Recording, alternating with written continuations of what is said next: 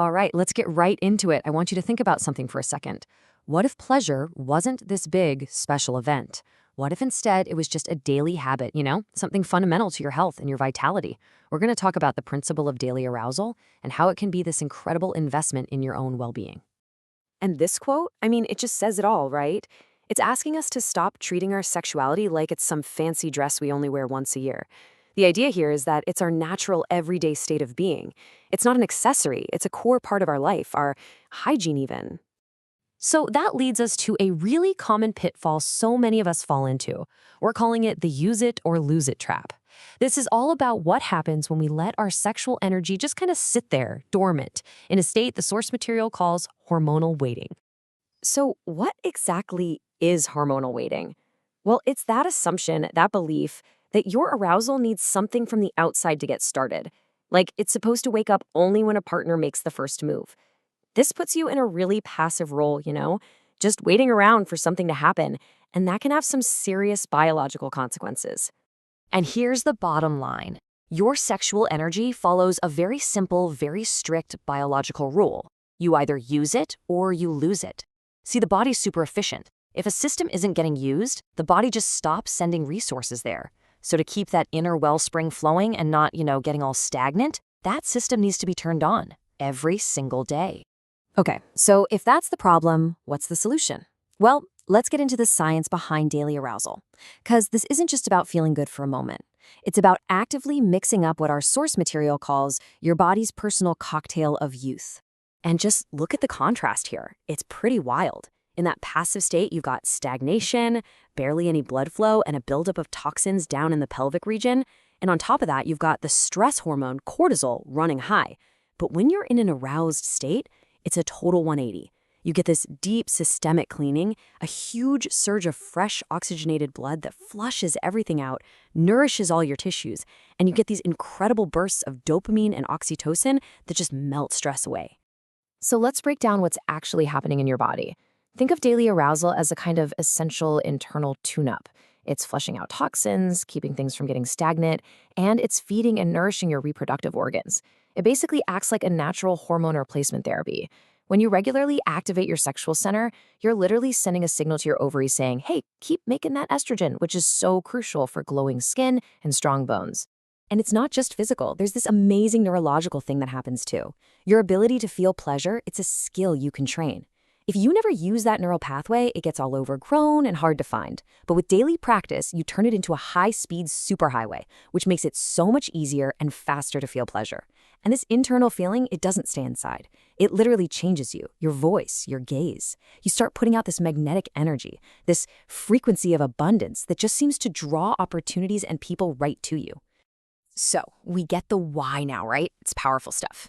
Now, let's talk about the how.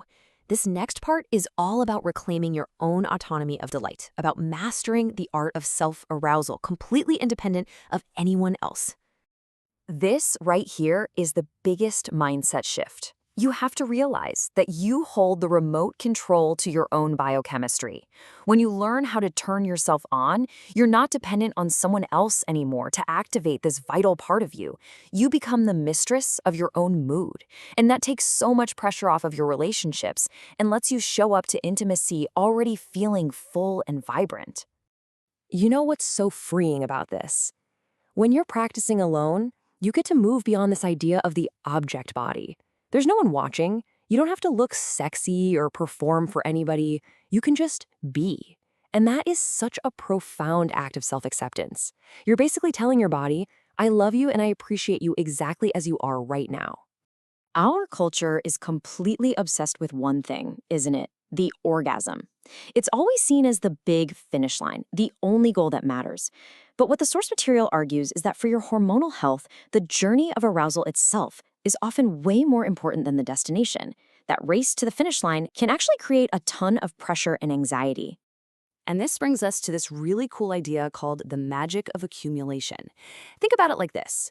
If an orgasm is like discharging a battery, then arousal is the process of charging it. And when you build up that energy without bringing it to a peak, it doesn't just vanish. It circulates through your whole system, nourishing you and keeping those amazing dopamine levels high all day long. Okay, Enough theory, let's make this super concrete and practical. We're going to walk through a really simple, totally doable practice you can use to awaken this energy every single day. But first, there's something really, really important to understand, a prerequisite. The feminine system, as the source explains, doesn't respond to being rushed or forced. It only awakens in a state of deep peace. If you're stressed or judging yourself, the body just hits the brakes. So tenderness, safety, and slowness, they are absolutely key. So here's the practice. And I promise it's so simple and beautiful. Let's go through it. All right, first step, establish boundaries. Just sit somewhere comfortable and let out a long, audible exhale, like just release the day. Second, tune in. Place your hands on your lower abdomen, creating this feeling of safety and connection, and maybe visualize a cocoon of warm, safe light all around you. Third, the impulse. Now just perform 3 very, very gentle contractions of your pelvic floor. Seriously, think of it as a soft internal wink, barely perceptible. And finally, number 4, the inner smile. Just imagine your womb is smiling and feel that wave of warmth spread through your body. That's it.